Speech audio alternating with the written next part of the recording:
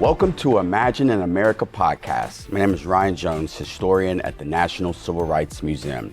Today, we have two unique visitors here to remind us the public legacy of the Reverend James Lawson, and also to connect the private conviction that sustained him. Mrs. Emily Yellin, a distinguished journalist and author whose work has appeared in the New York Times, is the co-author of Nonviolent, a memoir of resistance, agitation, and love. She helped shape Reverend Lawson's final testament into his work as both as a memoir and manual.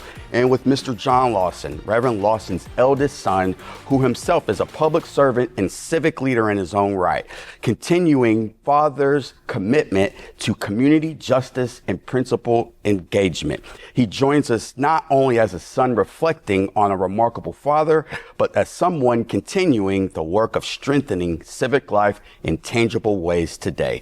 Welcome to the Imagine in America podcast. Thank you. Thank you. Emily, you first met Reverend Lawson as a child. Talk a little bit about that long personal history and what led to the structure of this book. Yeah, so I met Reverend Lawson when I was 5 years old. John and I were elementary school classmates at Memphis State Campus School, and I didn't know that he was this major figure in the civil rights movement. He was just John's dad to me at first. My parents and Reverend and Mrs. Lawson were very good friends, and they worked together in the movement. And then when I became an adult, I was reporting for the New York Times here in Memphis when James Earl Ray was trying to get a new trial, and Reverend Lawson was working with the King family. And so I interviewed him as the New York Times. And then in 2018, I produced a 10-part video series called 1,300 Men about the Memphis sanitation strike. And we interviewed the strikers and their families. And the only person that wasn't part of the sanitation department was Reverend Lawson. So we really reconnected. And then in 2020, during the pandemic, I was talking to him and I said, have you ever thought about doing your memoir? And we were both at home, couldn't leave. So he said yes. And we talked every week for about 2 years. Wow. Sometimes twice a week. And that's how it really began. Mr. Lawson, to us, Reverend James Lawson is a brainchild in the modern civil rights movement, this philosophy of nonviolent direct action. But to you, he was your father. Talk a little bit about what it was like growing up as the son of the Reverend James Lawson in your home. Well, he was, for me, an ordinary father. Besides being a great father, a great husband, he was the father who taught me how to swim, how to play football, how to play baseball. The agreement my mother had with him was that he would be home at 6 o'clock every night, no matter what he was doing. And he showed up at 6 o'clock. We had family meals together. And if he had more meetings to go to, he would go after the family meal. So for me, he was an ordinary father who was there and loving. But at the same time, he was a man who showed me what it meant to stand up for the rights of others. And at age 6, he started taking me to rallies and to marches. And so from that perspective of just also being my dad, he also was an example of what it meant to stand up against racism and stand up for your own human dignity. Wow. Emily, the book Nonviolence is not as passive resistance, but as disciplined strategic action grounded in love. From your work assembling his life story, what do you believe is most misunderstood about nonviolent direct action today? Wow, it's actually a big question, but I'm going to try and be brief no matter how long it takes. He would say, I think, that nonviolence is a process. It's not just one thing or not fighting back. I think what's misunderstood when people hear nonviolence, they hear don't protect yourself, don't protect others, don't fight back, stay quiet and be passive. That couldn't be further from the truth. It is an active, innovative, creative, imaginative process, and it takes time. So you don't just do one march and you're done. And as his life demonstrates, 95 years of this kind of work, and he sustained it through his whole life. So when you read the book, you can see what it takes to have that commitment. It doesn't mean he didn't get angry. It doesn't mean he didn't have times where he felt down. It means that he kept going because he knew that this was bigger than himself and that we were all in this together. I say that violence, well, what I learned is that violence begets violence. He would say that. Mm-hmm. But nonviolence begets beloved community. Mm-hmm. And so it's a choice. Which do you want? Which mm-hmm. do you want? And I think if people look at nonviolence and say, well, that's just older people telling younger people how to act. It's not that. In fact, at that time, he was not that old.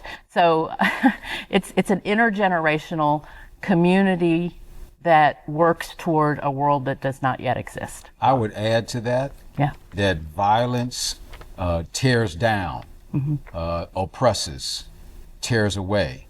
And what his philosophy was that nonviolence creates community, but it builds, and you're not tearing down another human being, but you're creating a full community of human beings. Wow. And I think another example, just one, is the Little Rock Nine. That was the first thing he did when he came south in 1958 after Martin Luther King asked him to come. Mm-hmm. And he came south and he went to Little Rock, and he was in Daisy Bates' living room with the Little Rock Nine, and they told him that they had been told not to fight back. And he said, oh, no, you must fight back. If you don't fight back, that will do something to your spirit, and it will damage you possibly for the rest of your life. Wow. So it's not being angry, not seeing injustice and acting like nothing's happening. It is seeing the problem and finding innovative, creative ways that don't involve harming others, you know? And I think he said, I am willing to die for my country, but what I'm not willing to do is kill for my country. Wow, that's so impactful. And I loved how you brought up that Dr. King invited Reverend Lawson shortly after his success in Montgomery in 1957-58 and with the Little Rock Nine. But you go one decade ahead, and Reverend Lawson puts the invitation to Dr. King to come to the city of Memphis on support of striking sanitation workers. Mr. Lawson, what does it mean to you to launch this memoir, which is so beautifully written by your father and Emily, to launch it here at the sacred space of the Lorraine Motel? It is, in my father's words, astonishing. You know, when I read the book myself, clearly his words leap out at you out of the page. And I have to thank Emily for being able to formulate and put his words onto paper. But when I read it, that's my father. These are the conversations we had around the dinner table. And so to bring it full circle to be here, again, it's astonishing because indeed here in Memphis, a lot of the work that he did here helped to change Memphis in and of itself. It was the first movement of the sanitation strike that brought together both the racism that was going on, but also the economic struggles that were going on in the city, where black men were saying not only are the wages oppressive, not only is the living conditions and the working conditions oppressive, but also the economics are tied together. And this was something that Martin Luther King and my father talked about. Let's first tear down the signs, the white-only signs, the segregation, and then we can get to the real injustice also of this country. That is the economic injustice that continually creates a continual underclass of poor people. And they knew that they couldn't fight these systems with violence. It wasn't going to work.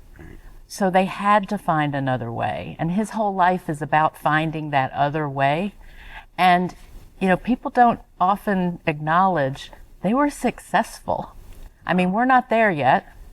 And Reverend Lawson realized at 90 that he wasn't going to see it come to life fully. But he had a life and he committed his life to this, and other people do that. and we're all doing it. We're all moving forward, right? And you have to stick with it. And so, I mean, Nashville was successful. They successfully desegregated an American city in the South, and it was the first time. And Memphis, sadly, there were great losses. 4 men, Echo Cole, Robert Walker, Larry Payne, and Martin Luther King. But they succeeded. They got a union. The strike was won 2 weeks later. And everybody knew there were going to be costs. Reverend Lawson didn't think he was going to live till 40. Wow. And Dr. King died at 39. So it's really, again, it's a process. You know, it's not one thing and then you're done. Yeah. You know, what I find really poetic, Emily, specifically, this is for you, is that when we study and we understand the 1968 sanitation strike, you have a pretty personal connection to that. Your parents, David and Carol Yellin, took these oral histories of these important individuals of how we understand history.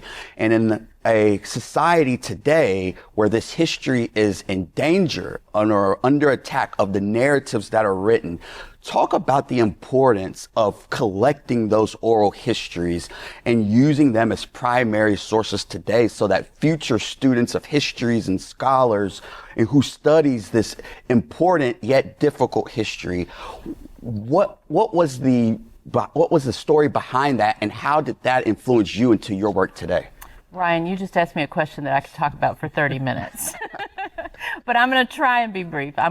You and I could have talked about this a lot. Okay, I'll give you the 1968 and then I'll give you the now, okay? Mm-hmm. So in 1968, when John and I were 6 years old, when the assassination and the strike happened, about 10 days after the strike, my parents, my father was the head of the film and television department at Memphis State, which was called then, and my mother was an editor at Reader's Digest, working remotely, one of the first remote workers before computers.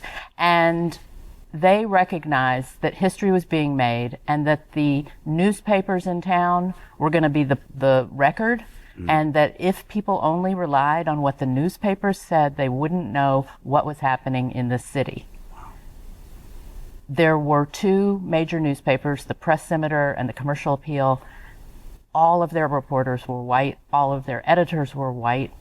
There were 2 women maybe, but that was it. It was mostly white men. And there were some good reporters, don't get me wrong, but you can't have a real newsroom, in my opinion, covering a city that was 40% black at that time, where workers were rising up, 1,300 men were rising up, and you don't have anyone who knows them. And you know what they did? They did not ever interview one sanitation worker during the entire strike about their lives. And my parents were journalists. We had moved here from New York. They saw that. And so their idea was, let's interview all the people involved for the record. And so they started an oral history in 1968 in May. Most oral histories, as you know, are done 30 years later. So it's an extraordinary thing that from 1968 to 1972, they interviewed 150 people involved in the Memphis sanitation strike. And there was a joke in my family. They interviewed 150 people involved in the strike, everybody from Mayor Loeb on up. Wow. Because Mayor Loeb was the lowest of the low. Sorry, but that's my opinion.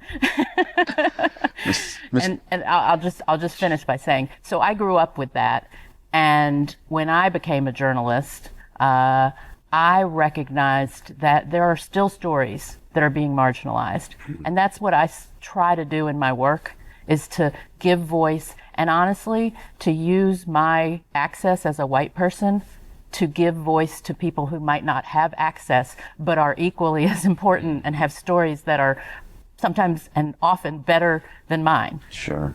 No, that's so important, because the Searching for Meaning collection is, right. It's really one of the preeminent catalogs for how we understand not just the city of Memphis's history, but American history as a whole. Reverend Lawson said that no other city in the civil rights movement had the kind of citizen journalists at that time. It was a committee of 80 people, and as you said, it was called the Memphis Search for Meaning Committee, and that name came from Viktor Frankl's book about the Holocaust, Man's Search for Meaning. Wow. So we're learning new things every day. Mr. Lawson, you insisted that nonviolence was both art and science, disciplined, rigorous, and transformative. In today's climate of polarization and anger, how would your father have counseled young activists navigating frustration and urgency? First of all, he never said that you don't have a right to be angry or a right to be frustrated. His challenge, and again, he marched with Stokely Carmichael. And Stokely Carmichael was one who said, if anybody comes at me, I'm going to come at them. And he never shunned the Stokely Carmichaels of this world because he all believed that we're all going in the same direction. The debate was, how do you channel your frustration, your anger, into a positive way to reach the goals that you're trying to reach? One of the things that you'll see in the book is that he argued with Stokely is that, you cannot, during a march, decide that you're going to fight with all the police or with the state troopers there or with the white thugs who are there yelling and screaming and throwing rocks at you, because there are women and children around. So you need to be careful of when you decide you're going to show out and fight for yourself, that you're also looking around for the other people who are marching with you. His philosophy is that you channel that anger into creative ways to break down and tear down the system. When you use violence, the reaction you're going to get is more violence. When you use nonviolence, many times during the 60s and 70s, these racists didn't know how to handle the nonviolence force. Still don't. And they still don't know how to do it. And so I think the lessons of this book is that it teaches the next generation of activists that first of all, you have to plan. You have to strategize. You have to train. You have to get prepared. My father thought that training and preparation as much as the strongest military there is, because that's what the military does. And so part of what he did in Nashville, part of what he did in Memphis, in Birmingham, was to train the next level of activists. And they trained and they practiced just like the military, so that when they went out there and did the sit-ins, when they did the marches, they were prepared for the reaction that they were going to get. And so they're able to confront those issues and yet be able to diffuse what was being thrown at them. And you said women and children, so I have to say something. Okay. Women were in this movement too. Ella Baker, Fannie Lou Hamer, Diane Nash, countless others. And children were in this movement in Birmingham. So it wasn't always so much just that there were women and children in a march. There were men who didn't want to be in a violent march, including Martin Luther King and James Lawson, right? That's right. So I think it's really important to recognize that there was a commitment involved when you decided to do a nonviolent campaign, and they asked for that commitment from everyone involved. They asked that you commit to nonviolence, because if one person is violent, it messes up the whole plan, the strategy, and it will possibly lead to, failure. And I think that both your answers spurred another question. What's not very known is that on the evening of this tragedy that occurred here at the Lorraine Motel, it was your father who goes to the radio station and urges all of these communities, especially ours here in Memphis, Tennessee, to use peace, to not resort to violence. And this was his friend who had just been slain on a balcony of a hotel. When you think about that and his resilience and perseverance during this trying time, what does that speak to his faith and commitment to the philosophy of nonviolence? He thought of Martin Luther King not only as his friend, but they were of the one-mindedness in terms of their spirituality and their use of nonviolence. in the tactics they were using and what were going to be the next levels of trying to bring the United States to live up to the United States Constitution and the Declaration of Independence. And so for him, this was indeed a blow that he lost his spiritual colleague. But as you know, they were both pastors who believed in Christianity. And so their faith, their belief, their philosophies led him to say, we have to keep going. This movement has to keep going. This movement is bigger than myself. This movement is even bigger than Martin Luther King. And so, yes, that night, I can remember it came on the news. My father was home for dinner. That's why he wasn't at the balcony. That's why he wasn't at the balcony. And as soon as he heard that, my mother was crying, but my father went out all night. And as history can tell, he was at every radio station. He was at the TV stations, trying to talk to the crowds, to the masses, to the people who are angry and hurt, that we cannot let this pain, this anger, this hurt turn us into using the type of violence that the oppressor wants to use. He often said, don't imitate your oppressor. That's what nonviolence is. Don't imitate the violence, the cruelty. Yeah. That's not a way to win. That's right. That's right. Emily, you brought up a good point a little while ago, talking about the role that young people were used in this movement to propel us forward. The young children in Birmingham marching through Kelly Ingram Park, the children in Little Rock, the Memphis 13, and all these others. But Reverend Lawson is training these young college students at American Baptist College, in Nashville, Fisk, these young who will become civil rights pioneers in their own right. If we fast forward to this generation, and many of those children were impacted when they saw Emmett Till in a Jet magazine. They remembered where they were. 5 years later, they've become of age. If you take a millennial today who may have been in that same age range, and they're seeing some of the violence from law enforcement on young black people today, how would Reverend Lawson, or in your own opinion, how would he connect to this next generation today of the urgency in which their predecessors were able to do in the late 50s and early 60s? Well, that's an easy question because he only died a year and a half ago. So he did that for 56 years after the strike and the assassination. He continued what he and Dr. King had talked about, which is we got rid of segregation, as John said, and we're going to move on to fight police brutality. This is what he did for 56 years. He had a lawsuit against Daryl Gates before the Rodney King issue. Oh, wow.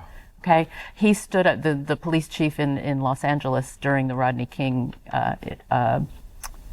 beating case, and he also worked with young people in LA. He taught at UCLA. He worked with undocumented students in the undocumented student movement. He was one of the people who inspired and trained. He taught a class called Nonviolent Social Change, and he worked with Black Lives Matter, the movement for Black Lives. So he always encouraged young people, but he also was very clear that you can start whatever age you are, and that it has to be intergenerational. The reason that young people were his focus is because essentially they are the ones who can do it. You know, someone in Memphis who has a job, and if they go out on strike, or maybe not go out on strike, but if they go march and they get fired, but they have to support 4 kids, you know, they can't do it. They can support it in other ways, which is what the Memphis did, and what he led in the sort of citizens who circled around and provided food and gave money and raised money for the workers, you know. So I think he would say that everybody can do this in their own way, but he would also say, and I think this is very important, everyone has to start from within. You know, the love that is embodied in the goal of beloved community starts from within. And it starts by being love to yourself.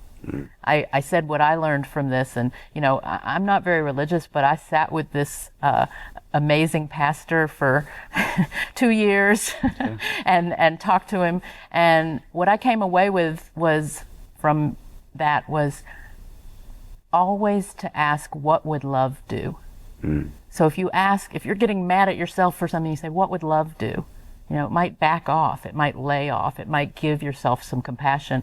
If you learn to do that within, you then can do it for others in your community, and then as a community you can do it, which is the counter to the cruelty and the domination and the tyranny of violence that we see today in this country. I would add to that, to the next generation of freedom fighters. Look at the history. We are, especially as African Americans, we've seen state-sponsored violence before. And we have survived and overcome that state-sponsored violence. And it took planning, it took the channeling of that anger, that frustration, into an action by which we tear down those structures of discrimination, of segregation, of violence. So I would tell the next generation here, do not be dismayed. Do not let your frustration get to the point where you say, what can we do? Look to the history of your forefathers. And yes, there is something you can do, but you must use that creative form of nonviolence and the power of what he called soul force. And that you also can defeat and tear down those structures that want to be violence, that want you to react in the same way that they would react. And so I would tell that next generation that indeed, look at the history. And again, if you look at how they use creative nonviolence for that generation, you then use it into the 21st century. And look at the next generation of creative forms of resistance to tear down those structures that indeed want to oppress, repress, and want you to join them in that form of violence. Wow. We're here with Ms. Emily Yellin and John Lawson on their new book, Nonviolent, a memoir of resistance, agitation, and love, the final testament of the Reverend James Lawson Jr. Last question for the both of you. If we imagine an America fully shaped by Reverend Lawson's teachings, an America grounded in disciplined nonviolence, moral clarity, and courageous love, what would be visibly different about our civic life and how we disagree and how we pursue justice? My father believed that the United States Constitution and the Declaration of Independence were sacred documents. And what he was trying to do, and what he continued to do, was to try to get America to live up to those great documents. That all men and women are created equal and have the ability to have freedom, liberty, and the pursuit of happiness. And one of the things that I took from his life, which later I was able to become a lawyer, and now I am a judge. And one of the reasons why I went into the legal profession is to try to do my part, to be an example, to try to create a fairer, more just system. And so if we take the lessons of J.M. Lawson, his vision would be indeed that we hold these truths to be self-evident. I think I would start with his idea, what he said, which is a fact, that America is the most violent country in the history of the world. We've dropped the atomic bomb. We're the only country that's done that. We have more guns than humans in this country. Wow. So if you think about it from that angle, I would say that his world would not be a world like that, right? It would be a world where you lift each other, where you have access, everyone has access to education, to health care, to all the things that, as he said, let you enjoy the gift of life. And the cruelty and the injustice would not be something people go, oh, well, this is just how it is. it would be something that was unacceptable. It is unacceptable. Okay. And there would be a world where if there is conflict, because you can't have people together and no conflict, the first knee-jerk response is not violence. And violence isn't just war, which is the ultimate expression, but it's racism. It's language. It's domestic violence. It's poverty. It's enforced poverty. We are the richest country in the world as well. There is no reason for anyone in this country to live in poverty. There is no reason except that maybe it's designed that way to benefit somebody else. And we don't, so that kind of structure, he called it plantation capitalism. And he got the word plantation from the sanitation workers when they were all mostly born on plantations in Mississippi, Tennessee, and Arkansas. They came to Memphis for a better life, and they went to the public works, which was a good job, they thought. Well, they started calling the public works department the plantation, and the place where the trucks left in the different parts of the city, the barn, because it was just like those plantations in many ways. And the people running it were actually, many of them were cotton merchants or cotton growers, plantation owners. So I think it's really important to recognize that where we came from was injustice, is injustice, and we, because this country was founded on violence, he said, and I'll stop here, but I want to get this in.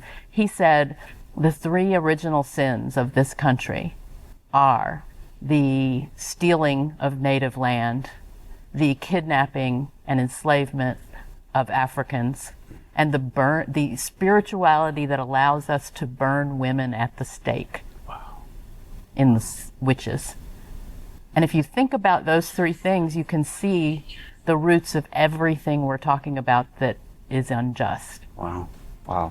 Emily, thank you so much for preserving Reverend Lawson's story and to working with him over those 2 years so that students of history like myself have these for the end of time. And Mr. Lawson, thank you for your continuous civic duty in our country and preserving your father's legacy as well. And thank you to the viewer. Thank you for tuning in to another episode of Imagine in America podcast, where you can follow us on imagineinamerica.org and stay connected with the National Civil Rights Museum at www.civilrightsmuseum.org. Thank you. Today's episode is brought to you by the National Civil Rights Museum, located at the Lorraine Motel, the assassination site of Dr. Martin Luther King Jr.